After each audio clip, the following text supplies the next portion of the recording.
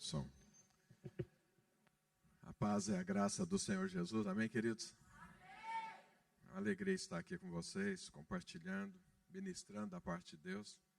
Também revendo minha família. Isso é bênção.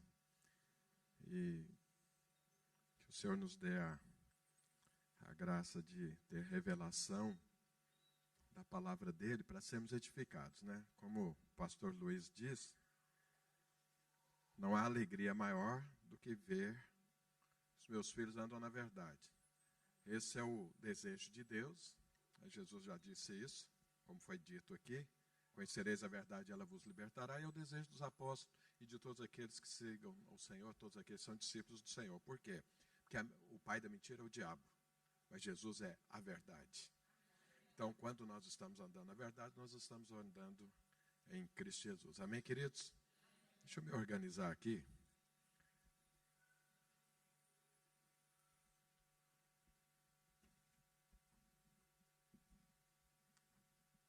Já não consigo ministrar mais sem esboço, irmãos. Memória não...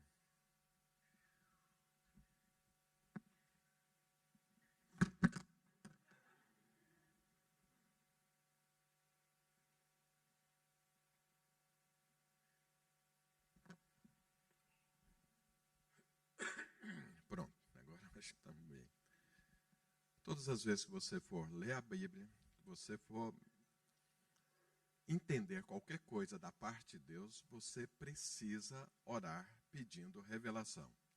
Você pode ler a palavra de Deus como um livro qualquer. Você sabe que nas universidades, principalmente lá no Brasil, quando você faz filosofia, faz teologia, quando você faz advocacia, direito e tudo, você lê a Bíblia. Mas as pessoas entendem ela de forma natural. Suas vidas são mudadas por isso? Não, não são. A única coisa que muda a minha vida e a sua é quando você tem uma revelação da parte de Deus. Você lê e Deus diz para você por que é que ele escreveu aquilo, o que aquilo tem a ver com a sua vida. E como a palavra de Deus é viva, você lê o mesmo texto ano após ano e todas as vezes Deus tem uma nova verdade, uma nova revelação para você. Então não faça nada sem a revelação. Porque é mais do que entender com a sua mente, é entender com o seu espírito. Amém, queridos? Então, feche seus olhos, vamos orar agora em nome de Jesus. Pai de amor, em nome de Jesus Cristo. Oh, Deus bendito. Abra os nossos olhos espirituais. Queremos andar na verdade, queremos viver a verdade, queremos praticá-la. Por isso, Senhor, que o Senhor amplie a nossa visão nessa manhã, em nome de Jesus Cristo. Amém? Eu fiquei sabendo aqui agora que eu vou ter que fazer uma pergunta aqui para os juvenis, para as crianças. A Lorena fez tudo, mas esqueceu de combinar com os russos, falar para mim que eu tinha que fazer isso. E agora eu estou aqui pensando que pergunta que eu vou fazer. Mas eu vou falar sobre um personagem da Bíblia. Um tal de Gideão. As crianças ouviram Gideão? Bom, então tá bom. Ouviu, João Pedro? Pois é. Então, no final, eu vou fazer uma pergunta. Aí vamos ver se... Bom, vocês me lembram da pergunta, porque eu não sabia que eu tinha que fazer, então agora tem que lembrar. Bom,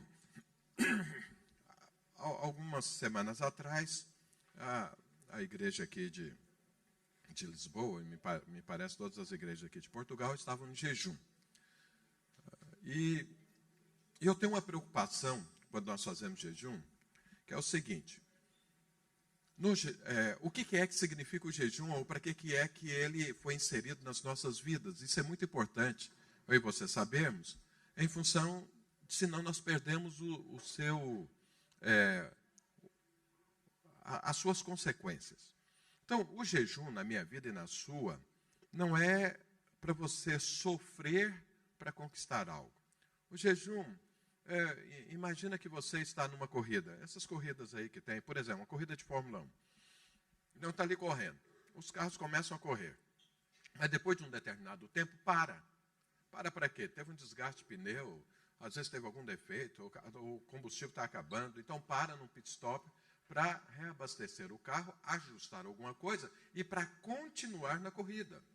Então, o jejum funciona na minha vida e na sua da mesma forma. Paulo fala lá em Efésios 6 que eu e você precisamos ajustar a nossa armadura divina para enfrentar o dia mau, a guerra com o diabo, vencer e depois permanecer inabalável. Então, o alvo de Deus é que você, que eu, sejamos inabaláveis. Ou seja, depois de crermos em Jesus, vivermos essa vida com o Senhor de forma inabalável. Isso significa maturidade, isso significa que você tem consistência. Imagina, esse prédio aqui foi construído. Se não tivesse essas colunas, você não ficaria aqui, porque poderia cair. Então, hoje ele está aqui firme porque tem colunas. Eu e você precisamos ter colunas espirituais na minha vida e na sua vida. Porque isso, a gente enfrenta qualquer problema e continua firme. Eu tenho certeza que você deve conhecer alguém que já conheceu Jesus, que já passou pela igreja e às vezes hoje está afastado, está frio, está confuso e tudo. Por quê? Porque não permaneceu inabalável. Então, veja, essa armadura divina, ela precisa ser ajustada de tempos em tempos. O jejum é o dia que você para ajustar a sua armadura divina. É o dia que você é fortalecido no Senhor. É o dia que aumenta o seu conhecimento de Deus. É um tempo que você dedica a buscar esse fortalecimento, a ampliar a sua visão, a restaurar a sua vida, para que você continue na corrida. Então, nós fizemos um pit stop aí do jejum. E agora? Tem muitas pessoas que pensam que o jejum é um tempo assim para ele conquistar algo. É, na verdade, mas é mais ainda para você ser restaurado, porque a conquista vem logo depois. A conquista é você estar preparado com a armadura divina para vencer no dia da batalha. Então, veja, a gente jejua, a gente se fortalece e depois nós continuamos a corrida, continuamos a carreira proposta, continuamos a nossa vida lutando e vencendo em nome de Jesus. Se você vê na palavra de Deus, o próprio Jesus, aconteceu isso, sempre que tinha uma batalha, tinha uma carreira, tinha um propósito, tinha uma guerra, eles jejuavam antes. Jesus jejuou 40 dias antes de começar seu ministério terreno. Durante 40 dias ele se fortaleceu no Senhor, foi tentado pelo diabo, foi fortalecido no Senhor, antes de começar o seu propósito divino aqui na terra. E foi exitoso, mas ele se preparou antes. Jesus, você sabe, enquanto ele estava aqui na terra, ele era homem como eu e você, movido pelo Espírito Santo de Deus. Porque Jesus precisava vencer como homem, sem pecado algum, para poder morrer no meu lugar e no seu lugar. Então, veja, ele precisou de jejum? Fala para o seu irmão, você precisa também. Fala para o outro, você também. Se Jesus precisou jejuar, imagina você e eu. Então, o jejum é para isso. Agora, depois do jejum, nós precisamos pegar aquilo que nós aprendemos, o poder liberado, e colocar isso na vida, no dia a dia, meu e seu. Com certeza você tem batalhas, eu tenho batalhas, e o jejum vai nos ajudar a conquistar essas batalhas. Acho que eu tirar esse celular daqui antes de virar uma tragédia. Então, eu quero falar de algo hoje que tem a ver com um jejum, mas uma aplicação prática na minha vida e na sua, do dia a dia, para que a gente tenha vitórias. Então, abra sua Bíblia em Juízes, capítulo 6. Então, nós jejuamos sempre para as conquistas. Tem muita gente que conquista no próprio período de jejum, mas a maioria das conquistas, elas vêm depois. Olha o que é que estava acontecendo aqui no tempo dos juízes. Capítulo 6, Juízes, capítulo 6, a partir do verso 2, olha o que a palavra de Deus diz.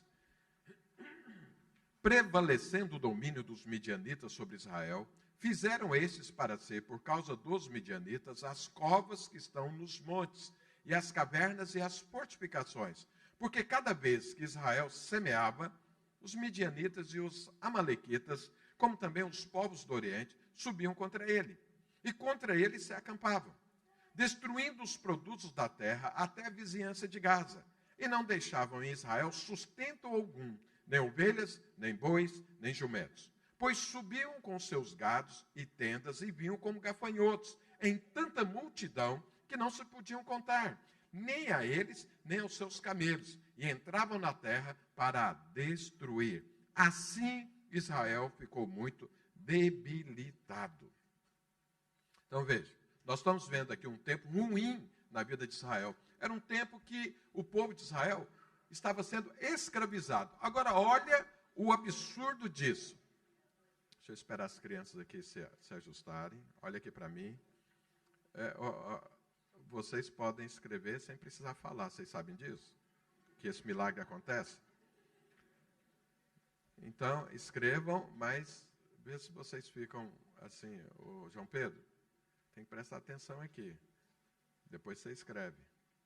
Bom, ele é meu neto, eu posso falar, né? Porque se eu falar com o outro, pode ser que o irmão ache ruim, mas meu neto... Bom, então veja bem. O Deus tirou o povo de Israel do Egito, porque eles eram escravos lá. E a promessa de Deus é que eles iriam para uma terra, se tornar uma nação, iria possuir vinhos, campos, que eles seriam livres, porque eles eram escravos no Egito. E aí eles vieram para Canaã e conquistaram Canaã, e tempos depois, agora novamente eles são escravos. Então, existe aqui um paradoxo, porque Canaã é terra de leite e mel. Canaã é terra de vida abundante.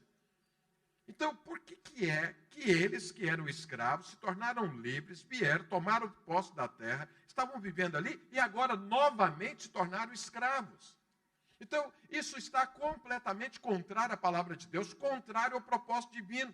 E eu e você precisamos pensar nas nossas vidas, todas as vezes que o que está acontecendo na minha vida e na sua vida é contrário àquilo que é a promessa de Deus. Todas as vezes que estiver acontecendo algo, ou na minha vida, ou ao meu redor, ou no meu casamento, ou na minha empresa, ou na minha vida profissional, na vida emocional, na vida com os filhos, na vida familiar, diferente daquilo que a palavra de Deus diz, é porque tem algo errado na minha vida. A promessa é clara. Deus tem para mim e para você Canaã. Jesus disse que veio trazer vida e vida abundante. Vida é a vida eterna. A vida abundante é o desfrute disso. Canaã significa vida abundante. Leite e mel são os únicos alimentos que vêm da vida. Nada precisa morrer para que haja mel, para que haja leite.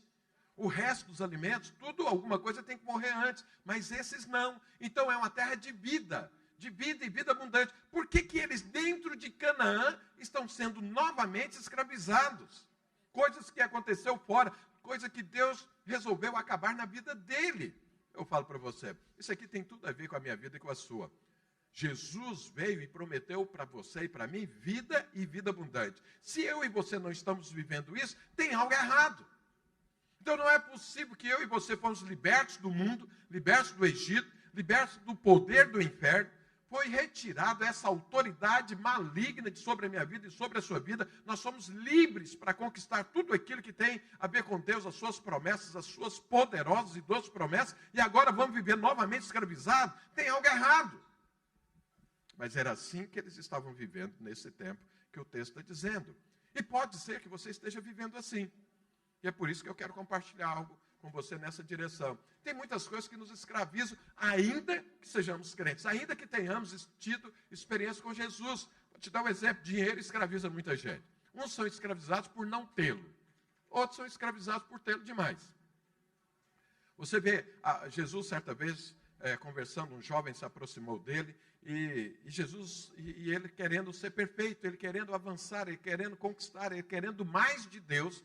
E Jesus conversando com ele, estão ali conversando, aí chegou uma hora e ele falou para Jesus: eu faço tudo isso que você está falando. E Jesus olhou para ele e falou: está faltando algo, que é o centro da sua vida.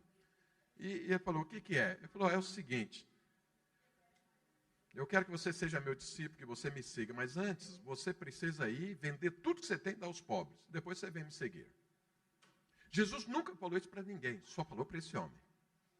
Não existe nenhuma outra menção na Bíblia de Jesus mandar alguém vender tudo, dar para os pobres para seguir. Só falou para esse. E aí a Bíblia diz que o rapaz ficou olhando para Jesus, ficou triste, virou as costas e foi embora. E aí qual era o problema? O rapaz era rico. Então veja, era um rapaz que vivia escravizado pelo dinheiro que tinha. E aí Jesus falou: você precisa ser livre dessa escravidão. Então venha ser meu discípulo, mas seja livre disso. Você precisa tomar uma decisão. E a decisão dele foi de continuar sendo escravo do dinheiro que tinha. Mas se você vê na palavra de Deus, na experiência também, que muita gente é escravo por não ter dinheiro, é escravo do dinheiro. Vive em função de trabalhar para ter alguma coisa e virou escravo disso. Agora, eu e você fomos libertos disso, porque Jesus diz, ou você serve a ele, ou você serve ao dinheiro. Ou seja, eu posso ter dinheiro, é lógico que eu posso ter dinheiro, eu só não posso ser escravo dele. Ele não pode definir na minha vida o que eu faço. Aqui vê claramente que os midianitas definiam aquilo que os israelitas faziam. Isso significa que eles eram escravos dos midianitas. Tem muita gente que é escravo de um casamento. Deus fez, foi Deus quem criou o casamento, não foi o ser humano, não, foi Deus, o casamento é de Deus. Mas tem muitas pessoas que são escravos do casamento, não funciona. Passa a vida inteira sendo escravizado pelo casamento, tendo tristeza dentro de um casamento. O casamento deveria produzir alegria, mas tem tristeza, quer dizer, ele é escravo do casamento. Ele vive numa luta constante contra o casamento, ou dentro do casamento, contra o cônjuge, contra os filhos e tudo. Família, algo de Deus, algo criado por Deus. Tem pessoas que são escravos da família. Ou os pais são escravos dos filhos, os filhos são escravos dos pais, e ali nada funciona a maneira de Deus, porque são escravos. Tem pessoas que é escrava da sua vida profissional. A vida profissional conduz a vida dele. A vida profissional manda na vida dele. A vida profissional define o que ele faz, o que ele não faz, a alegria, a tristeza dele. Significa que a pessoa é escravo da vida profissional. Tem gente que é escravo da sua vida emocional. Sentimentos. Deus nos deu sentimentos para dar cor às nossas vidas, mas não para dar direção às nossas vidas. O que deve dar direção para mim e para você é a verdade, é a palavra, são os princípios. Mas tem gente que é escravo de sentimento. Se ele fica contrariado com alguém, ele corta essa pessoa, fica amargurado, fica triste, mas quebra o relacionamento. É escravo do sentimento. Ele não consegue controlar o sentimento, é o sentimento que controla ele. Ele virou escravo do sentimento. Então veja, tem muita escravidão no nosso meio, mas eu quero falar para você, a boa nova de Jesus é que você é uma pessoa livre. Não é para viver mais escravo. Olha as consequências dessa escravidão. Os israelitas, o que eles faziam? Eles faziam cavernas dentro das montanhas para esconder ali quando os midianitas viam. Entrar na caverna, na Bíblia, significa que você não está vivendo a sua vida, não está desfrutando. Você está lá amargurado da vida, você está lá confuso, você está lá ansioso, você está lá em pânico, com medo, porque entrou na caverna. Quando é que você entra na caverna? Quando você é escravo de algo. Deixa eu falar algo aqui, pensa muito nisso que eu vou te falar. Na nossa vida, ou você conquista, ou você é conquistado. Não tem meio termo. Ou você conquista e define o que o dinheiro vai fazer na sua vida, ou o dinheiro vai definir o que você faz. Ou você controla e define os seus sentimentos, ou os seus sentimentos definem você e controla você. Ou você define a sua família, ou a família vai definir você. Então não tem o meio termo. Ou eu conquisto, ou eu sou conquistado. Mas a boa notícia é que o Senhor te deu todas as condições de você conquistar tudo. Tudo. Fala para o seu irmão, você nasceu para conquistar, não para ser conquistado. Agora, é importante saber por que o povo de Deus, que saiu do Egito, que eram escravos lá, Deus com mão poderosa, tirou eles do Egito para ir para Canaã, para que eles fossem livres. Por que é que agora eles eram escravos novamente? Está escrito, vamos ler isso aqui. Se você voltar um pouco em Juízes, capítulo 2, Juízes, capítulo 2, tinha duas coisas que estavam acontecendo aqui nesse tempo, que produzia escravidão na vida do povo de Deus. E olha que a primeira está aqui, Juízes, capítulo 2, verso 10. Olha o que está escrito. Foi também congregada a seus pais toda aquela geração. E outra geração, após eles, se levantou, que não conhecia o Senhor, nem tampouco as obras que fizera Israel. Uma das causas da escravidão do povo de Israel nessa época é porque eles não conheciam a Deus. Povo de Deus sem conhecer a Deus. Como que era então o povo de Deus? Eles eram o povo de Deus de geração em geração, de ouvir falar, mas eles mesmos não tinham tido nenhuma experiência com o Senhor até aquele momento. Antes dessa geração que se levantou, que se tornou escravo, o povo conhecia. Eles experimentavam de Deus, eles oravam, as coisas aconteciam, Deus falava, então Deus se manifestava, eles desfrutavam. Mas essa geração aqui nunca desfrutou de Deus e nunca conheceu o Senhor. Era só de ouvir falar. te falar uma coisa. O que te liberta de toda escravidão, uma das coisas é conhecer a Deus. O que o Senhor falou? Conhecereis a verdade e ela vos libertará. Quem é a verdade? Verdade tem nome, chama-se Jesus Cristo. Jesus falou, eu sou a verdade. Quando você conhece Jesus, você é livre. E você deixa de ser escravo de outra coisa. Então fala para o seu irmão, você conhece Jesus? Aí alguém fala, não, pastor, eu conheço, eu até ministro, mas conhece mesmo. Então, se você quer deixar de ser escravo de qualquer outra coisa, então conheça o Senhor. Mas tinha um outro problema. Está aqui em Juízes, explicando qual era a razão daquele povo ser escravo. Então, Juízes capítulo 17, verso 6. Olha o que a palavra de Deus diz sobre aquela geração, além deles não conhecer o Senhor. Diz o seguinte, naqueles dias não havia rei em Israel, cada qual fazia o que achava mais reto. Então, ou seja, é mais ou menos o que acontece hoje no mundo. Todo mundo tem uma opinião sobre tudo, todo mundo acha que é ali para fazer qualquer coisa, todo mundo acha que conhece sobre família, conhece sobre negócio, conhece sobre sentimento, conhece sobre tudo, e ele faz o que dá na cabeça. Quem vive assim é escravo, se torna escravo. Porque essa é uma forma do diabo enganar a pessoa e de matar, roubar e destruir a vida da pessoa. E quando eu falo isso, não estou falando da vida tão somente aqui. Lembra, você é uma pessoa eterna. A sua vida aqui é só um início, mas você tem toda uma eternidade. Quando você avaliar a sua vida para saber se ela está bem ou não, não leve em consideração só o aqui e o agora, inclua a eternidade também. Porque tudo aquilo que você fizer aqui, ainda que pareça bom, mas prejudicar a sua eternidade, isso vai ser uma tragédia na sua vida. Mas as coisas que acontecem aqui, que contribuem positivamente para a sua eternidade, então isso é bênção. A escravidão, então avalie as coisas sempre colocando a eternidade no meio. Não avalie as coisas olhando só o aqui e o agora, porque só a avaliação ela vai ser pobre e ela pode ser perigosa para a sua vida. Então, nesse tempo aqui, cada um fazia aquilo que ele achava melhor. Cutuque seu irmão aí e fala assim, dorme não. Fala para ele, você está sendo escravo do sono. Ele está te dominando. E aí você não ouve a palavra, você não é liberto, vai continuar escravo. Eu sei que você deve ter trabalhado muito, você deve ter tido uma noite talvez não muito boa e tudo, mas faz um esforçozinho para você me ouvir. Porque eu vou te falar uma coisa, você vai sair daqui completamente liberto em nome de Jesus Cristo. Amém? Descansado em Jesus Cristo.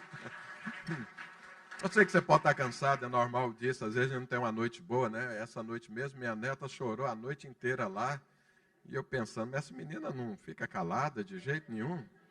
Será que os pais não estão vendo que tem uma menina chorando? Mas eles também, bom, deixa para lá meus problemas, né? Fazer o quê? Então permaneça acordado, em nome de Jesus. Então veja, eles faziam aquilo que dava na cabeça.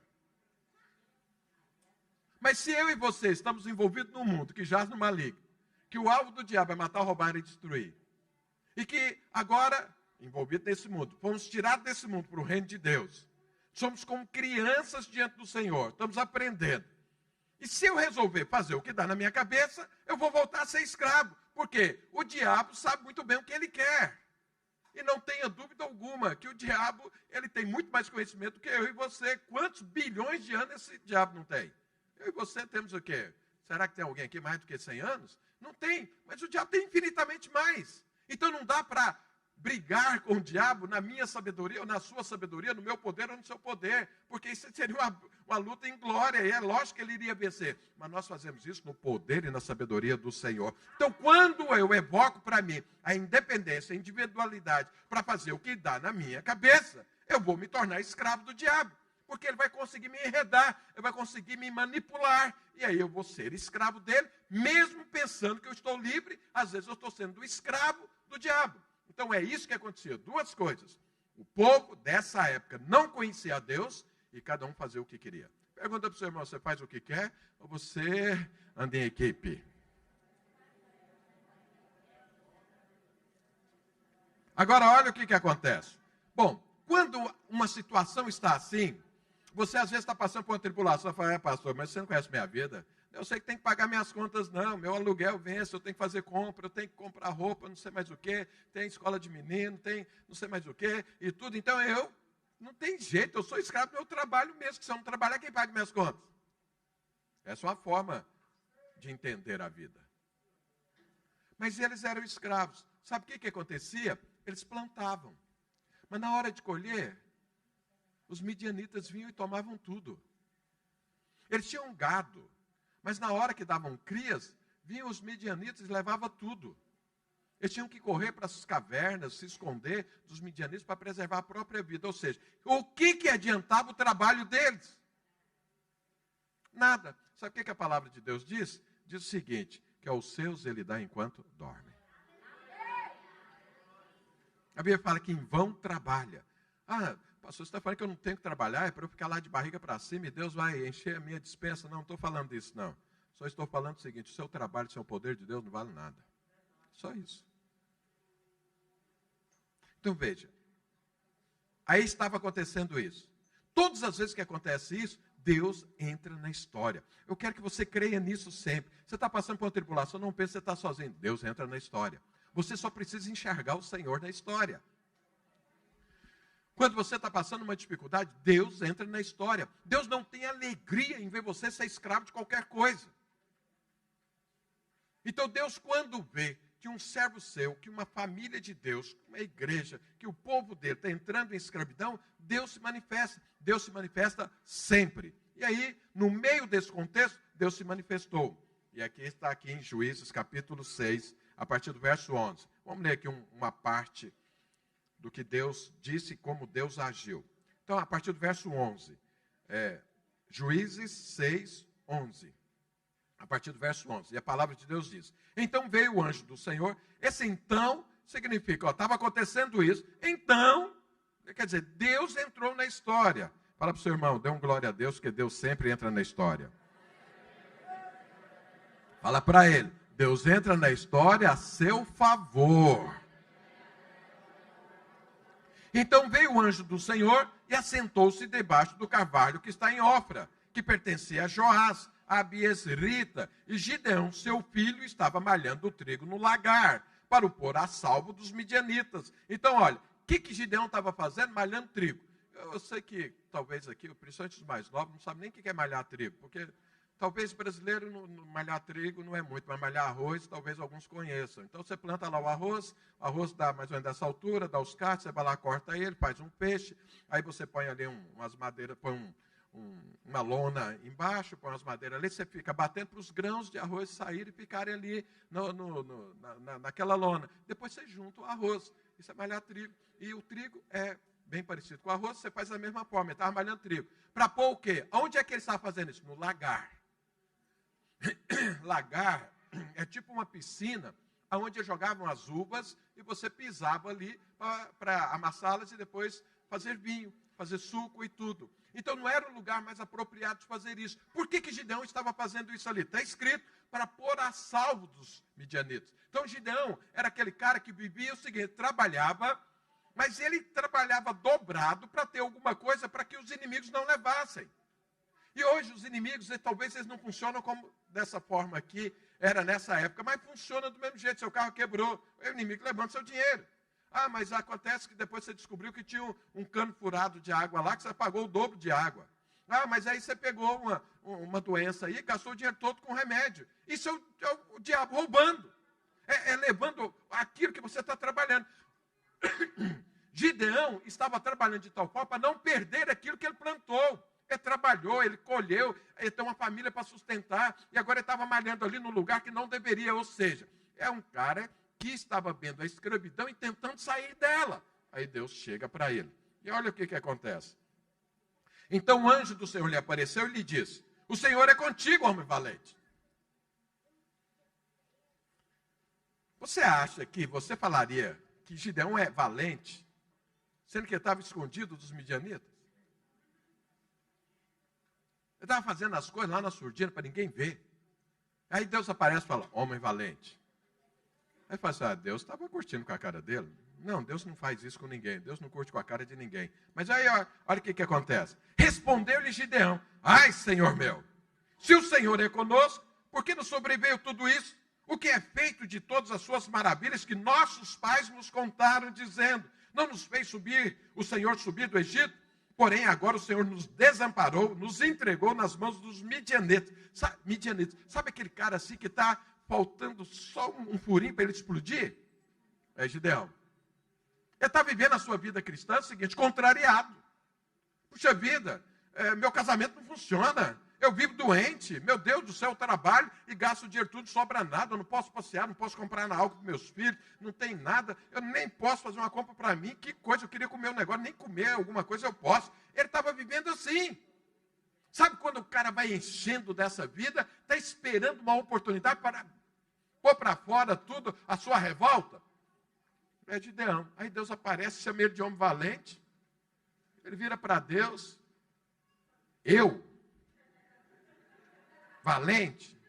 O senhor não conhece minha vida? O senhor não sabe o que está acontecendo comigo? Quer dizer, desabafou. E mais, por que é que o Senhor nos desamparou? Eu não te conheço direito, mas nossos pais contam que o Senhor era realmente assim, firme conosco. O Senhor nos abençoava. Cadê as bênçãos? Eu sou um dizimista nessa igreja, cadê minha prosperidade? Eu sou um ofertante, sou generoso, cadê? Eu vivo doente. O Senhor disse que levou sobre si todas as nossas enfermidades e a minha doença que não foi curada. Eu estou vendo alguns jovens aqui e falam, puxa vida, já estou ficando velho, não caso, já orei, já virei do avesso, já sei mais o que, não consigo casar. Aí o outro que casou fala, eu casei, eu estou querendo é separar, o senhor não dá um jeito de separar. Tem reclamação para tudo. O desempregado está procurando um emprego que está... fala, mas cadê o emprego? O outro que está empregado fala, esse emprego é muito ruim. Era Gideão. Eu fico assim, estarrecido quando eu leio a palavra de Deus e vejo como Deus age.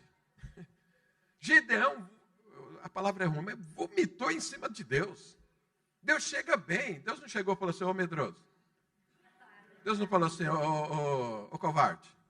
Deus não falou isso, falou, homem valente. Deus chegou bem na foto.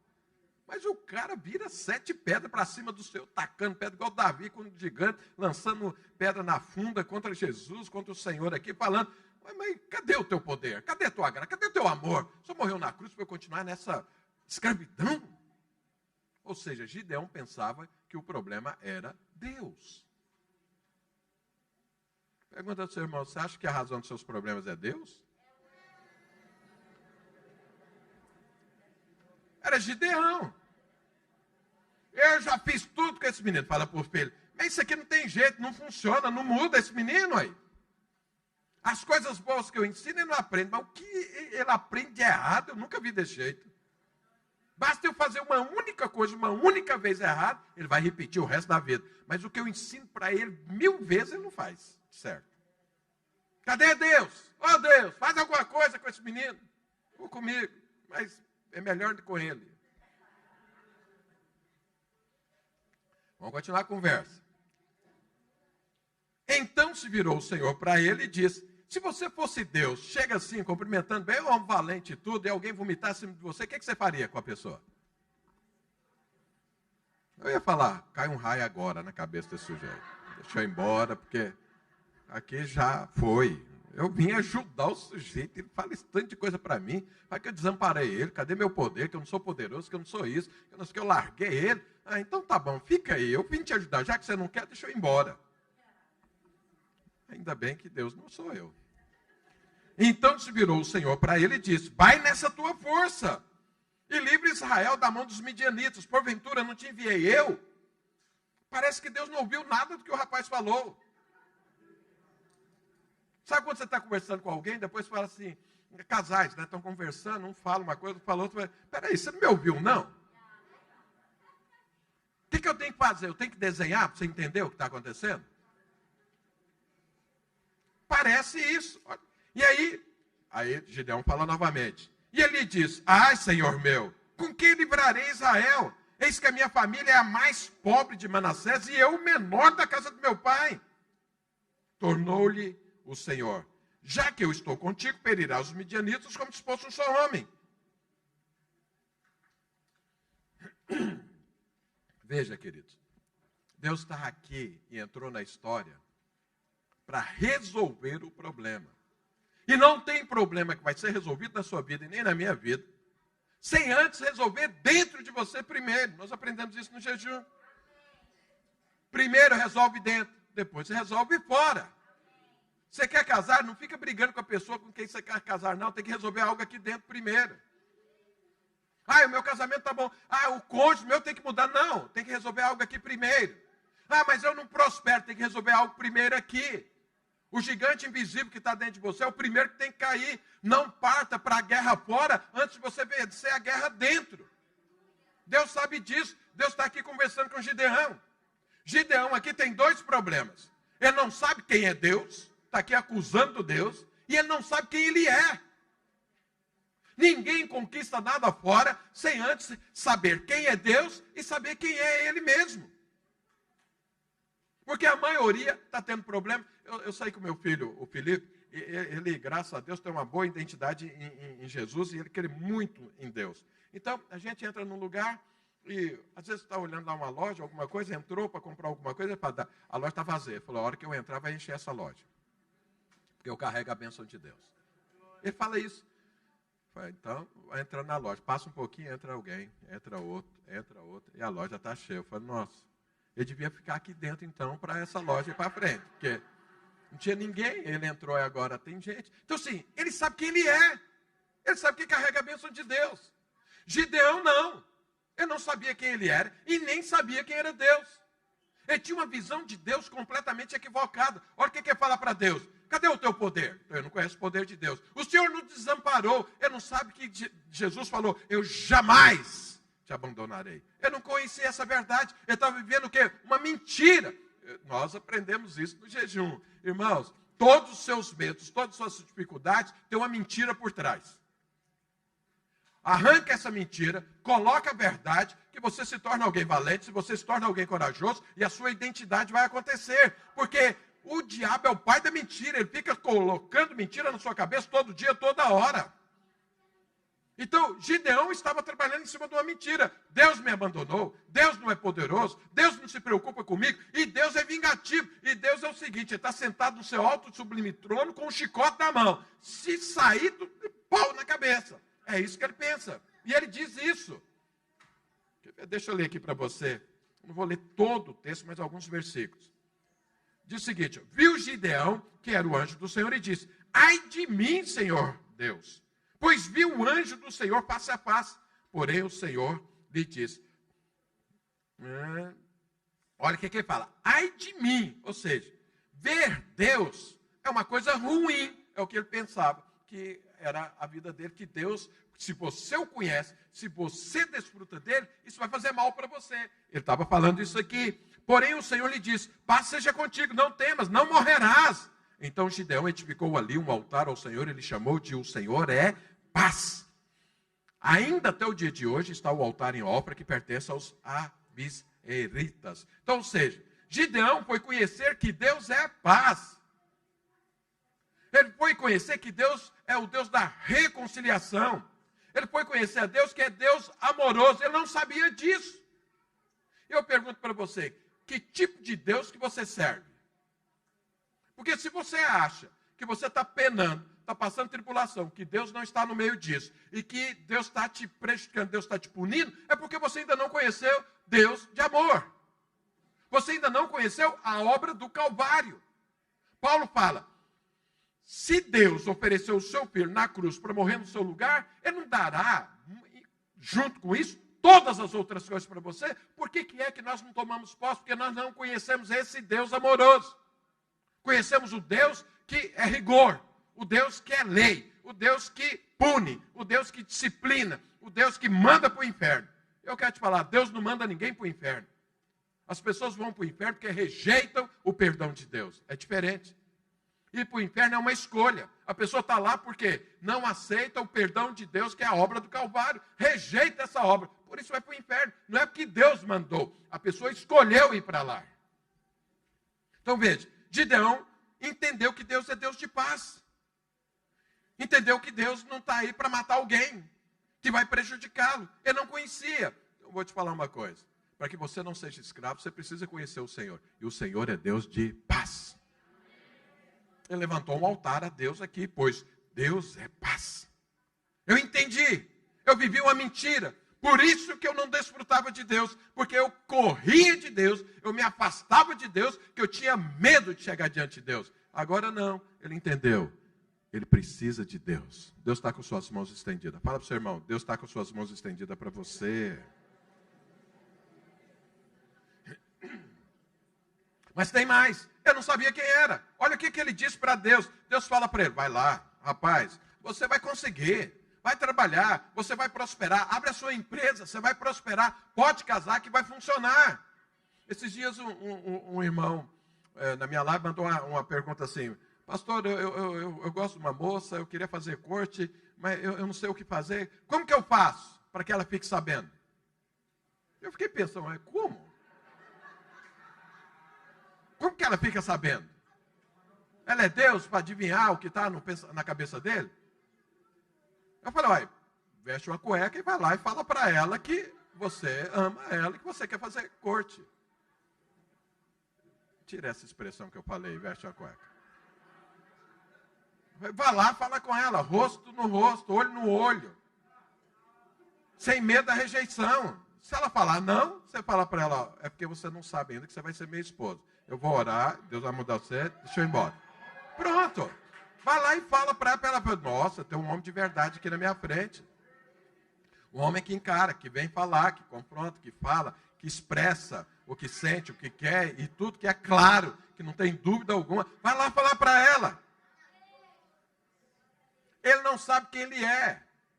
Ele acha que ele é um nada. Então, como que ele vai chegar para conversar com a moça, para falar que está interessado nela? Vai lá e fala. Tem algum solteiro aí? Olha para aí, você já viu uma dica aí para você casar. Ah, pastor, mas eu não sou homem, não, eu sou mulher. A mesma coisa.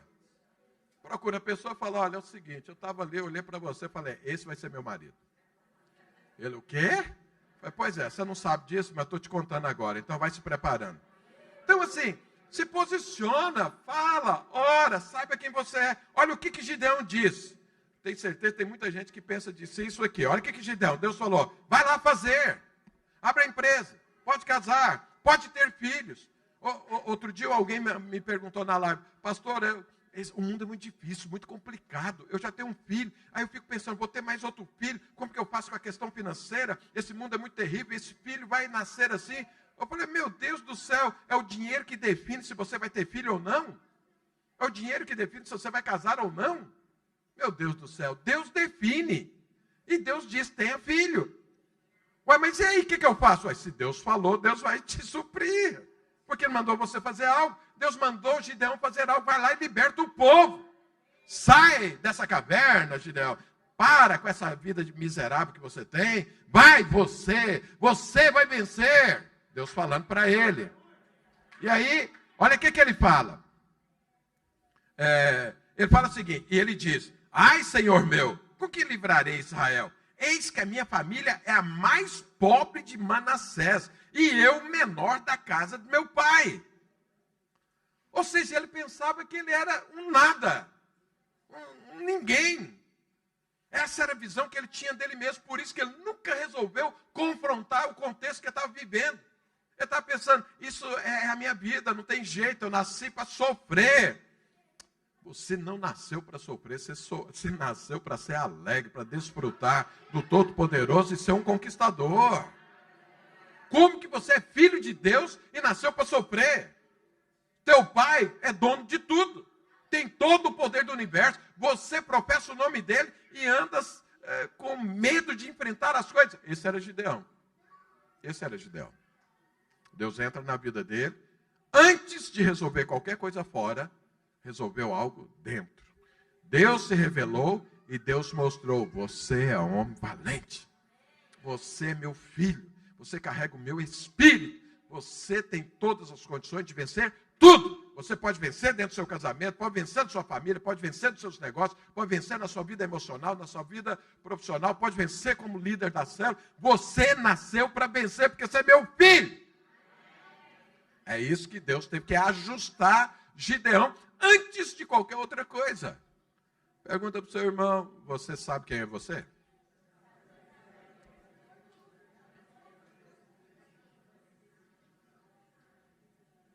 Você pode falar, eu sou um filho de Deus. Mas, aí a hora que vem depois do mais, estraga tudo. Você acha que Deus te tirou do mundo para te dar uma vida pior do que aqueles que vivem no mundo? Não tem lógica isso. Você acha que Deus, que é dono do ouro e da prata, tirou você do mundo para te tornar miserável? Você acha que Jesus, que venceu todas as enfermidades na cruz, te tirou agora do mundo para que você viva doente? Você natural, que tem filhos, você teria esse plano para os seus próprios filhos? E por que é que a gente pensa que Deus tem isso para mim e para você? Deus é infinitamente superior a mim e a você. Os pensamentos dele são infinitamente mais elevados. Então, como que é que eu posso pensar que Deus tem algo ruim para mim, sendo que não tem limite para nada que Deus queira fazer? Fala para o seu irmão, você é filho do Deus vivo. Fala para o outro, você também é filho do Deus vivo. Fala para quem está atrás aí, desfrute disso em nome de Jesus. Se você falar para mim assim, pastor, a coisa não é bem assim. É esse não é bem assim que está te parando. É por ter essa dúvida que as coisas não estão acontecendo. Porque se você pensa que você não pode, é isso mesmo, você não pode. Mas se você pensa que pode, é isso mesmo, você pode. Está tudo aqui dentro. E Deus entrou na vida de Gideão para resolver problema aqui, para depois resolver fora. Então, se você não quer ser escravo, você precisa se libertar primeiro dentro de você, aqui. A escravidão começa aqui. E depois ela continua fora. Mas a libertação também começa aqui. E depois se manifesta fora. Fala para o seu irmão, você é livre. Porque quem conhece a verdade é livre. Não aceite escravidão em nada na sua vida. Em nada. Segundo, então a primeira coisa que eu ia falar, 3. A primeira coisa que Deus fez foi matar o gigante invisível de Gideão. Segundo, Deus deu um padrão para Gideão. Deus mostrou como se vive agora fora. Deus resolveu dentro. Deus mostrou, eu não sou o que você está falando. Deixa eu me revelar mais a você. Não, você não é quem você também pensa. Deixa eu te mostrar quem é você. Agora é o seguinte, eu te mandei e você vai fazer como eu faço. Porque não adianta você conhecer a Deus, você saber quem você é, mas fazer as coisas do jeito que você quer. Lembra que nesse tempo cada um fazia aquilo que dava na cabeça. Por isso eles se tornaram escravos. Eu e você, eu quero te falar, o diabo não respeita você, ele respeita o poder e o nome que você carrega.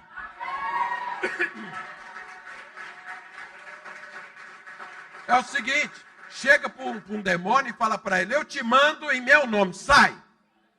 Vamos ver o que vai acontecer. Agora fala para o demônio, sai em nome de Jesus, e aí você veja o que é que acontece. Está escrito isso na Bíblia. Você lembra, eu já falei aqui, você conhece, está escrito isso há 2000 anos, né? Todo mundo sabe. Na época de Paulo, do apóstolo Paulo, estava lá 7 irmãos que expulsavam demônios. E eles, a vida deles era andar nas casas, ter um endemoniado, traz aqui, nós vamos expulsar demônio. Expulsar demônio, tinha um rito deles lá, eram judeus, eram os filhos de Sevas, era o nome do pai deles. E um dia eles chegaram e foi expulsar um demônio, não conseguiram expulsar o demônio. E tenta expulsar o demônio, não consegue. E tenta, não consegue. Aí eles falam para o demônio assim, demônio, em nome de Jesus, a quem Paulo prega, sai. O que o demônio falou para eles? Sabemos quem é Jesus e conhecemos Paulo. Mas e vocês, quem são? Então, o nome de Jesus não é para você olhar como uma simpatia, sei lá, uma ferradura que você joga em cima do endemoniado e sai. Não é assim, não. É quando você crê naquilo que você está falando. É quando você crê na identidade que você tem. Eu sou filho de Deus, estou aqui em nome de Jesus, sai, diabo. E ele sai. É assim que funciona. Então veja, o diabo respeita o poder de Deus. Quando Deus chamou Moisés, mandou ele ir lá libertar o povo do Egito, ele falou para Moisés, o faraó é um tipo do diabo, só conhece uma única linguagem, mão forte. Não tenta convencer o demônio. Demônio, o senhor podia sair daí, vai embora, o senhor está prejudicando a vida dessa pessoa. O que é isso? Não tem outra coisa, não tem um porco para o senhor entrar, não, para ficar nesse corpo. Sai daí. Não é assim, não. É com poder. É com poder. Você chega e fala, sai. Então, ou seja, existe um modus operandi, existe uma forma de você viver. Não é só você ter uma vitória dentro. Quando você partir para a vitória fora, tem uma forma. E Deus deixou claro aqui para Gideão como é essa forma. Olha o que ele diz aqui no verso 16. Tornou-lhe o Senhor, já que eu estou contigo, ou seja, já que você está em meu nome, já que nós vamos trabalhar juntos, já que você vai mudar o seu modus operandi, já que, é o que ele está falando. Olha o que ele diz. Já que eu estou contigo, ferirás os midianitas como se fossem um só homem. Ou seja, unidade. Vir em equipe. Não é para você ir lá sozinho. Você precisa ter uma equipe juntos, você e guerrear. No reino de Deus, as coisas acontecem de forma familiar. Não existe uma individualidade, não existe uma independência, não existe o propósito do eu sozinho. Eu e você trabalhamos junto com o reino de Deus, com a família divina. Nós precisamos estar conectados na igreja. A igreja que é a arma que avança, é a igreja que conquista. E eu preciso estar conectado nisso. Essa é a forma do reino de Deus conquistar. Não é sozinho. Ele está falando aqui para Gideão, agora que está resolvido dentro de você, agora que você me conhece, agora que você sabe quem é, você precisa aprender a lutar para vencer. Você está aí sozinho? Não, isso está errado. Você vai lutar como se fosse um só homem. Você precisa enxergar dessa forma. Você está vendo lá, porque aqui o exército dos midianitas era 135 mil homens. Você está vendo 135 mil homens, esquece isso. Nós trabalhamos, olha lá, é só o Golias e você está em equipe. Então você vai vencer. Já que eu estou com você, haja como eu ajo. Pergunta para o seu irmão, como você vence suas lutas? Ah, pastor, eu venço minhas lutas seguinte. Eu vou lá para o meu quarto, eu oro e falo para Deus assim, Deus, me livra dessa célula que não quer nada com nada. Desse povo que não se preocupa comigo, com esse povo que não me ajuda. Lá na igreja tem gente muito melhor de situação do que eu, mas não me ajuda nada, eu estou aqui passando necessidade, tudo. É assim. Rejeitando a equipe que Deus te deu. Jogando sobre a equipe a responsabilidade das suas próprias escolhas ou daquilo que você tem que fazer. Não é assim. Nós andamos em unidade. Nós trabalhamos como uma equipe. E nós agradecemos a Deus pela equipe. Então Deus primeiro resolveu a vida de Gideão e depois deu um modus operandi. Fala para o seu irmão. Pergunta de novo. Como que você está lutando as suas guerras? Sozinho ou como equipe? E terceiro, eu encerro, olha aqui para mim. Deus agora formou uma equipe para Gideão. Então, olha o caminhar de Deus. Olha a estratégia de Deus. Olha o que é que Deus fez com Gideão, para você entender que isso tem a ver com a sua vida e com a minha vida. Se você quer ser tão vencedor quanto Gideão foi e verdadeiramente foi, então siga o mesmo caminho. Então, primeiro conheça a Deus, saiba quem é você, isso é tudo aqui dentro. Isso sim é lá no seu quarto de oração. Isso sim é aqui ouvindo a palavra e é só você e Deus. Isso precisa acontecer aqui dentro de você. É a guerra dentro. Vença ela primeiro. Segundo, saiba, para a hora que eu for fora, eu preciso de uma equipe. Não dá para trabalhar sozinho. E terceiro qual é a equipe? Então o que Gideão pensou? Deus falou, avisa para Israel que você vai liderar a equipe para guerrear contra os midianitas e vencer. E aí ele mandou avisar no país inteiro. Quem quer lutar contra os midianitas? Quem está cansado de ser escravo? Quem realmente tem disposição de lutar por ele, pela sua família, pela sua casa, pelos seus negócios, pela sua empresa, pela sua vida emocional, profissional, pelos seus filhos? Quem? Juntaram-se 32 mil ou 33 mil, se não me engano, de israelitas. E aí eles vêm. Junta todo mundo. E Gideão olha aquela multidão e fala, agora Agora a coisa vai. Eu não vou ler todos os textos, mas creio, o que eu estou te falando está escrito. Vou só te contar a história. Então veja, e aí Gideão olha isso, e Deus olha também e fala, Gideão, tem gente mais. Do outro lado tem lá 120 mil, 135 mil. Aí tem 32. Então vai ficar 1 para 4. 1 para 4, um bom guerreiro, vence. Então sabe o que acontece, Gideão? Vocês não vão confiar em mim. Vocês vão pensar que é o tamanho da equipe que vai vencer. Então é gente mais. Não quero esse pessoal todo. Aí Gideão olha para Deus e fala, mas Senhor, aqui é 1 para 4, do outro lado tem 130 mil. Aqui só tem 32 mil. Deus fala, é muita gente. E aí Deus põe o primeiro critério para fazer parte da equipe de luta. E Deus fala o seguinte, fala para todos aqueles assim que estão com medo. Você não quer falar medo, fala assim, estão preocupados. Aqueles que têm uma casa para cuidar, aqueles que estão pensando na sua família, aquele que está pensando que pode morrer, sua família vai ficar mais desamparada ainda. Então esses, fala para eles irem embora. Porque é para ficar somente aqueles que têm coragem, aqueles que são valentes, aqueles que falam, eu não aceito essa escravidão, prefiro morrer do que viver assim. Esses ficam, os outros podem ir embora. Sabe quantos voltaram? 22 mil. Eram 32. 22 mil, falei, acho que essa briga não vai ser boa não. É 1 para 4, eu acho que eu consigo vencer 1, mas 4? E é melhor ficar escravo do que morrer, ué. Foram embora. Eu vou te falar uma coisa. Não forme uma equipe com gente medrosa. E o que é gente medrosa? Não é gente mau caráter, não.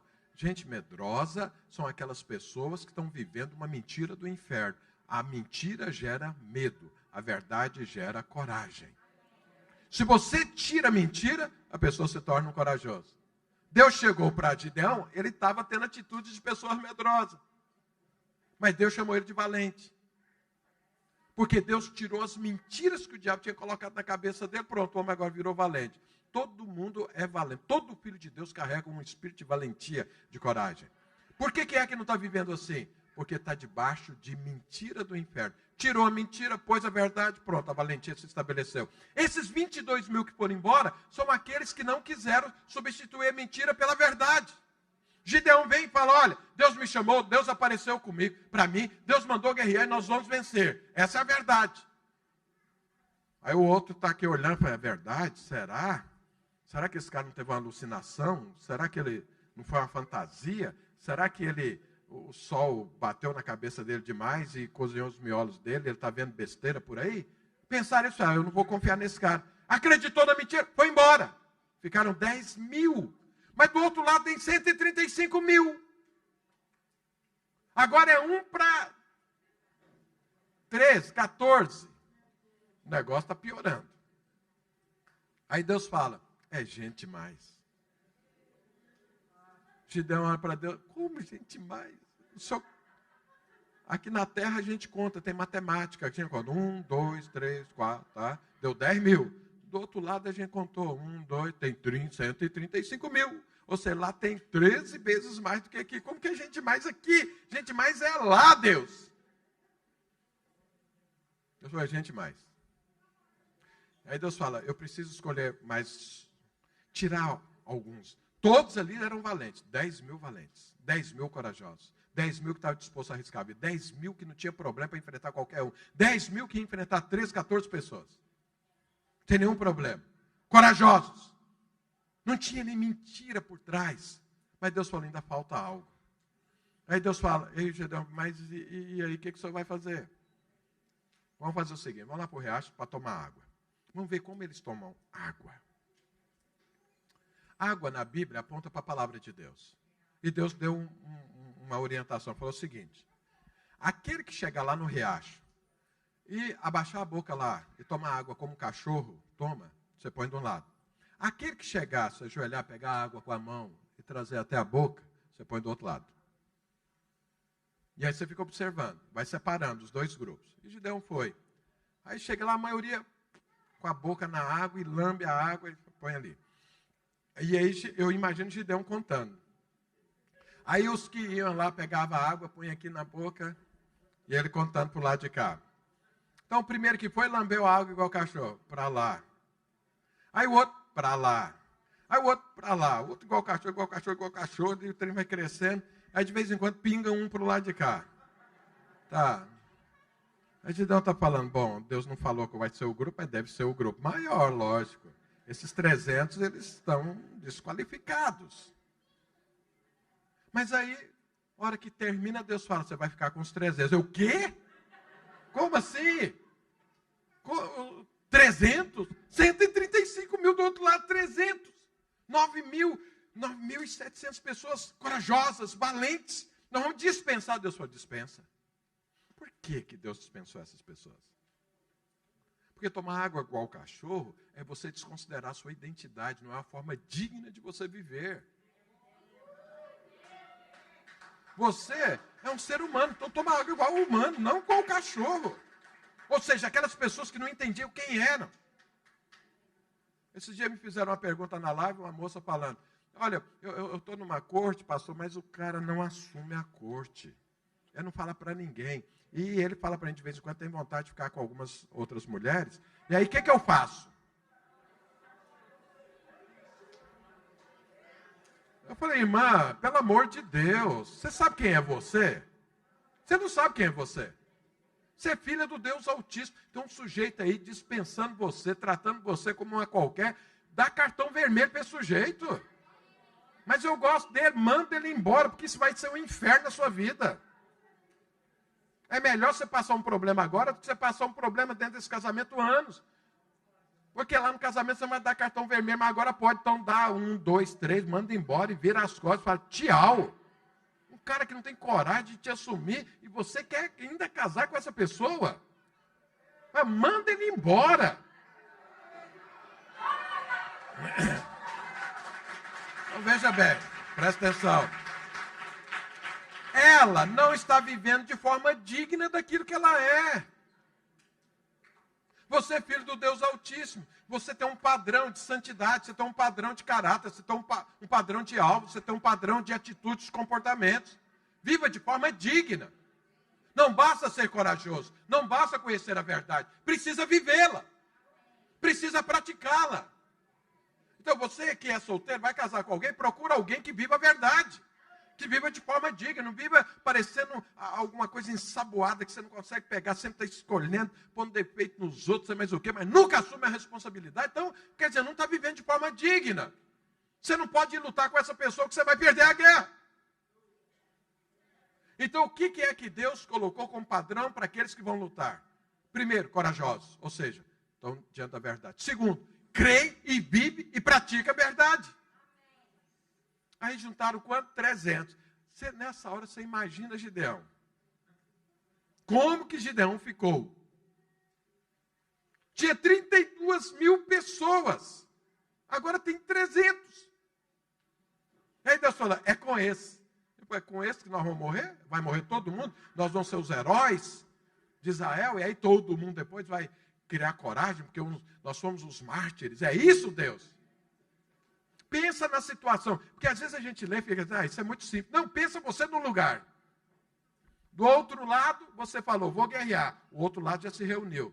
135 mil soldados. E aí você está formando sua equipe, chega a 32, você fala, bom, aqui vai ser difícil a luta, mas vai dar. Aí Deus dispensa 32 mil. Você fala, meu Deus, agora ficou 10 mil, mas isso aqui não, é capaz que dá. Deus dispensa 9.700. Aí você está do lado de cá dos 300, do lado de lá tem 135 mil. Aí Deus falou, agora nós estamos preparados para a guerra. E Gideão teve que aprender outra coisa aí, que ficou implícito em tudo. Não é o tamanho da equipe, mas é o poder que ela carrega. Paulo falou isso. Se Deus é por nós, quem será contra nós? Se Deus é por nós, o poder está do nosso lado. O poder que criou todo esse universo está aí dentro, chamado Espírito Santo de Deus. E Gideão entendeu o que ele fez? Foi para a guerra. Com 300 pessoas, com 300 soldados. Do outro lado era 135 mil. O que aconteceu? Vitória. Fala para o seu irmão, se Deus está com você, a vitória é certa. Fala para ele, não importa o tamanho do outro lado. Não importa o gigante do outro lado. Que Deus é com você.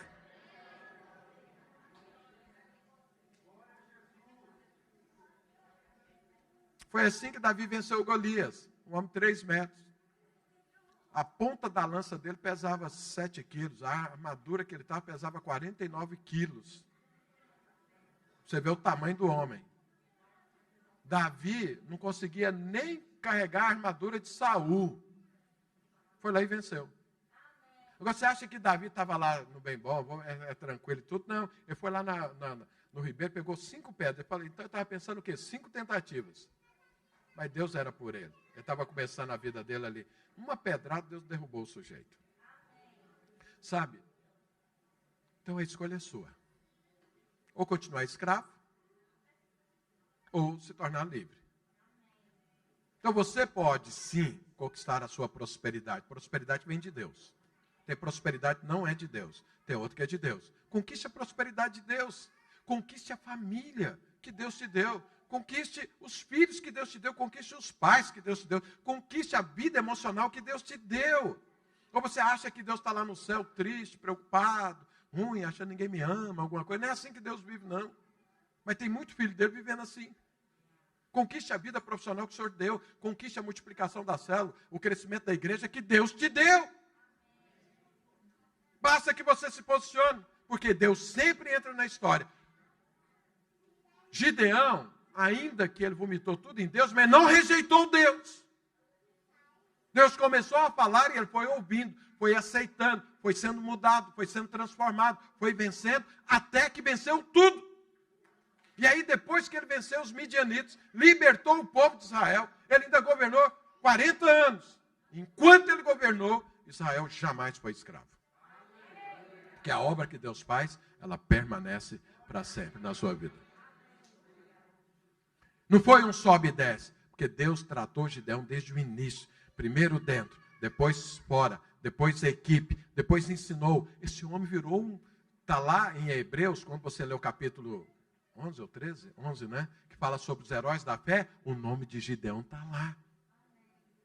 Porque ele aprendeu o que é ser um filho de Deus. Primeiro aprendeu o que é Deus, o que é ser um filho de Deus, a trabalhar como Deus e a saber, é pelo poder de Deus que eu conquisto. Não é pela habilidade natural, não são pelas qualificações naturais, mas é pelo poder de Deus. Isso foi Gideão. Agora isso pode ser você. Só depende de você. Porque da parte de Deus, ele já fez tudo. Jesus já morreu na cruz, Jesus já pagou seus pecados, Jesus já ressuscitou, Jesus já foi glorificado e o Espírito Santo foi liberado a você. Ele já mora aí.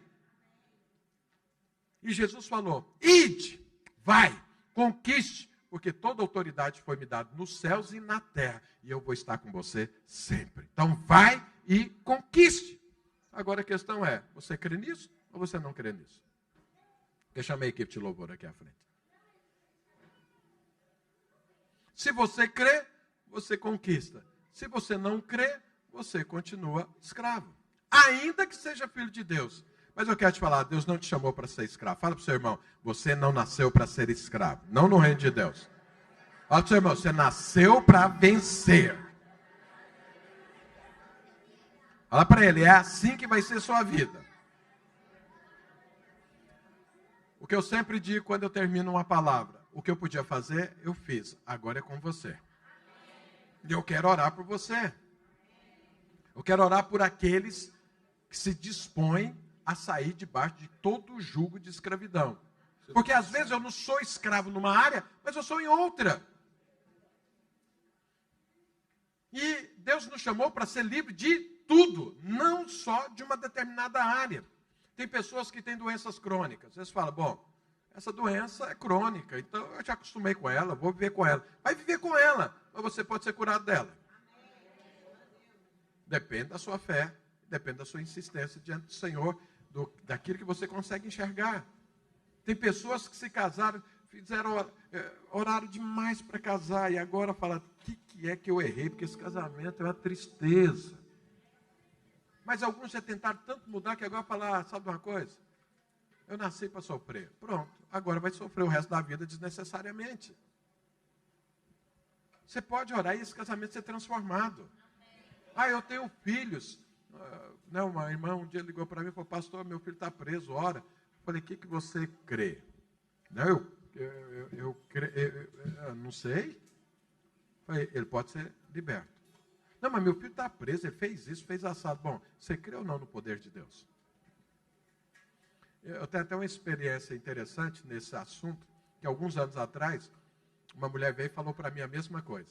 Meu filho está preso, pastor, ora por ele. Aí era eu que precisava aprender. E a hora que ela me pediu para orar pelo filho que estava preso, isso tem muitos anos. Deixa eu confessar meu pecado aqui. A hora que ela falou, eu não falei para ela, eu pensei assim, mas se esse homem está preso, ele não é nenhuma florzinha de Jesus. O lugar dele devia ser lá. Ele devia estar vendo o sol nascer quadrado mesmo, porque... Mas a mulher pedindo para orar. E eu fiquei pensando, o que eu faço? Porque se eu orar com algo que eu nem creio, o que adianta essa oração?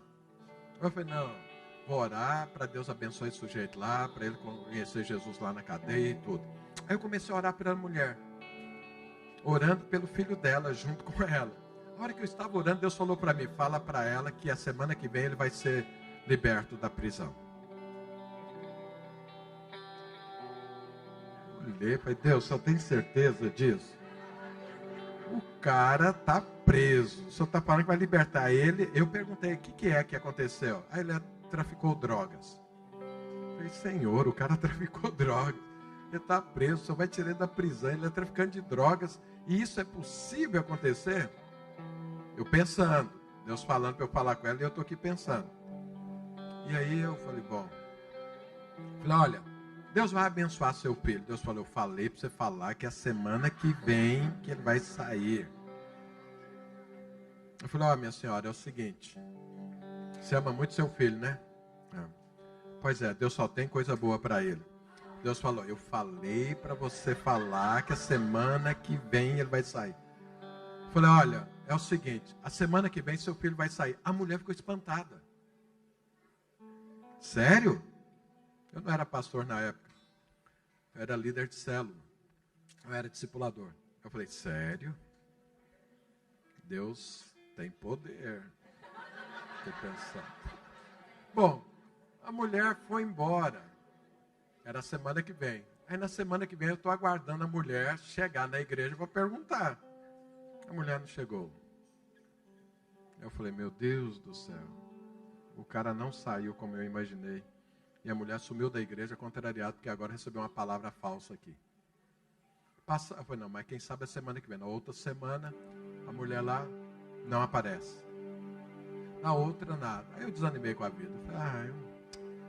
Eu falei, Deus, me usa em profecia, porque olha o que deu. A mulher agora sumiu e tudo. 2 meses depois, a mulher aparece na igreja. A hora que eu vi a mulher, eu corri da mulher, falei, não quero nem que ela converse comigo, porque a notícia é ruim. E aí, mas a mulher me viu e veio atrás de mim, eu escondi para lá, ela foi atrás, me procurou, tá? E aí não teve jeito. A hora que eu saí de trás da pilastra, a mulher está lá na minha casa. Ela falou, eu queria te falar. Naquela semana, Deus libertou meu filho da prisão. Mas então, por que a senhora não veio aqui falar para mim? E ela falou, é porque eu tive que correr com ele, esconder ele, não sei mais o quê, porque os outros traficantes queriam matá-lo, ter uma sumida e tudo. Então, Deus liberta um traficante de droga da prisão. E você acha que não vai abençoar você? Quando Deus quer fazer, Ele faz. Basta que você creia. A sua situação, Deus vai resolver. Basta que você creia. Então veja, mata o gigante dentro. A luta não é sozinha. E ande com pessoas. Com pessoas que entenderam quem é, que vive da verdade e vive uma forma digna. É assim que se conquista. Amém, queridos? Se você quer conquistar, quer ficar livre de qualquer escravidão da área da sua vida, fica de pé que eu quero orar por você, te fortalecer em nome de Jesus Cristo. Veja, eu vou orar por você.